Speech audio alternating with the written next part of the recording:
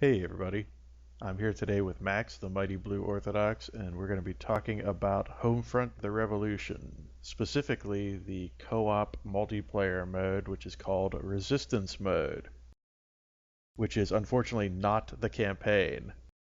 Yeah, yeah, it's a fun mode? Question mark? That is a bit of a question mark, isn't it? I'm trying to decide if I actually think this mode is fun. It definitely feels to me like one of those things where if I didn't already own this game and wasn't trying to get the absolute most value and entertainment out of it possible, I honestly don't know that I would even give this mode the time of day.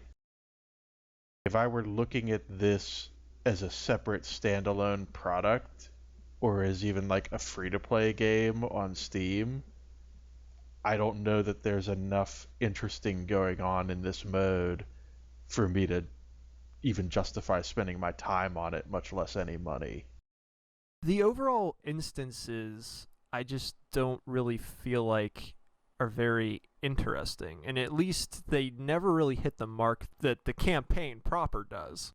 You just don't really have those big wow moments when you're running through those scenarios.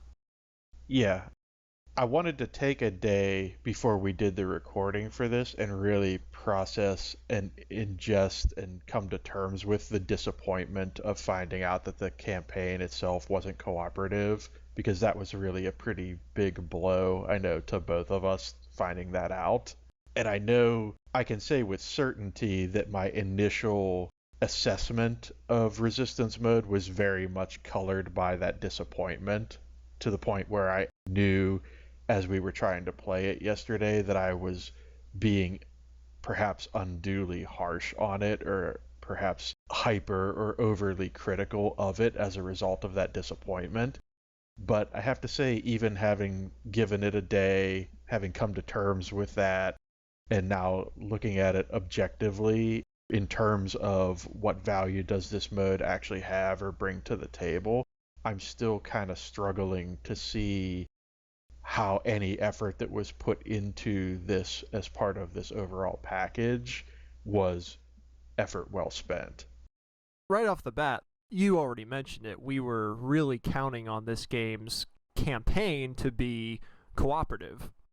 And so when we take a look at a mode like this, where it's like, okay, from the ground up, you get to pick your character, you get to pick some skills, and then you go in and you run instances with your friends, and it's like, I don't see how they made the campaign single player, and then they go and make resistance mode without ever giving a second thought to, maybe we should just combine the two, and that's the game.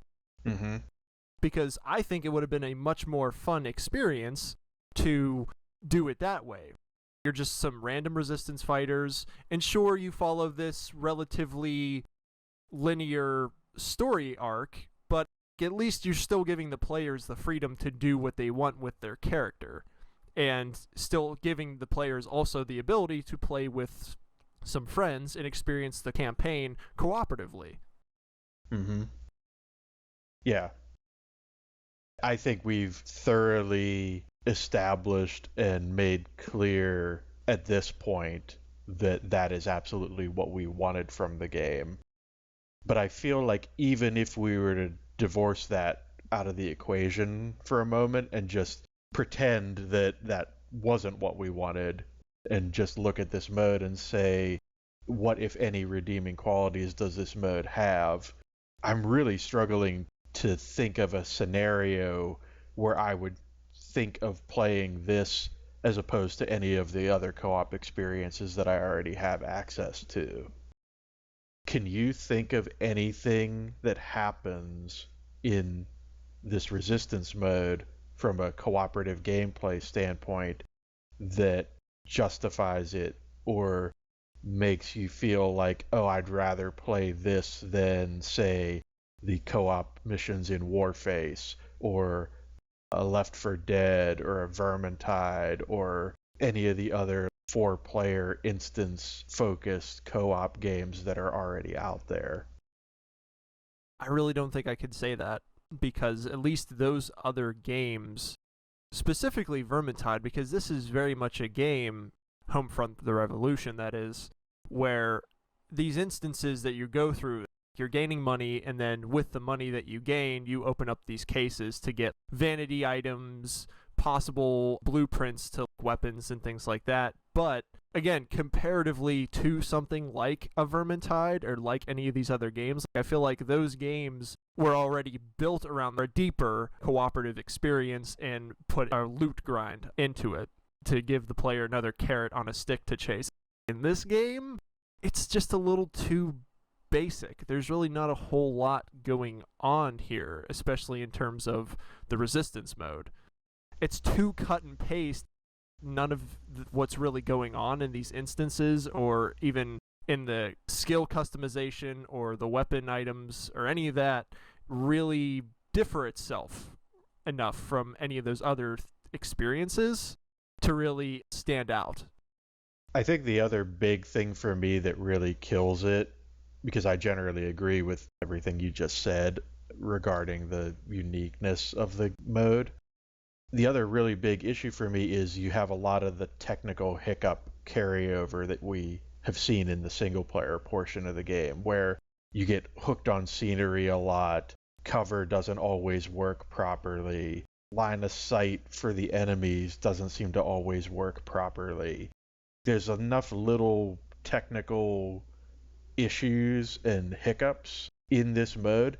And honestly, one thought I had as we were just playing it before recording this was that maybe this is the reason why the campaign isn't co-op. Maybe they did this as a prototype of doing the campaign in co-op and realized that they were seeing enough technical issues and problems even in this mode that they didn't feel like they could surmount that in the context of a co-op campaign. But if that's the case, I don't know what to tell you, because this mode is not enough to put the co-op label on this game as far as I'm concerned. I think putting the co-op label on this game strictly based on this mode is a bit of a bait and switch or a bit of false advertising in my mind. I mean, yes, technically this is a cooperative game mode as part of the overall product, but when you look at it in terms of comparing it to the single player campaign, it really comes across as a hollow shell of what that experience offers. Compared to the other choices that you have out there for a cooperative experience, it does not hold up well. Yeah.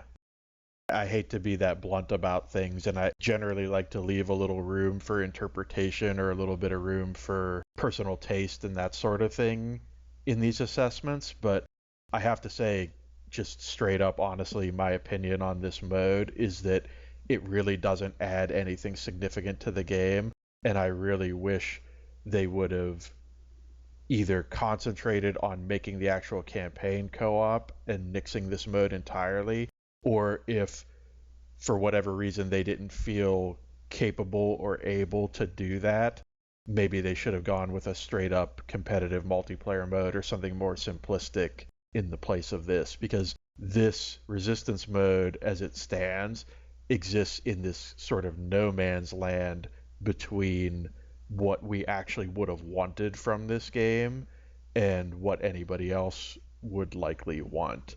And I think as a result, I just can't envision a scenario where this mode ends up satisfying anybody for any significant amount of time. I don't want to beat a dead horse at this point. I feel like we've really thoroughly said our piece about this mode, but I do want to say that the only way I could even consider recommending this game as an overall package is if you're deeply interested in playing through the campaign in a single player context. And even then, I'd highly recommend you go and check out my previous video about the single player campaign, because even then I'd put some qualifications on that for various reasons. I think that's pretty much going to wrap it up for us for this video. Any final thoughts on this resistance mode, Max?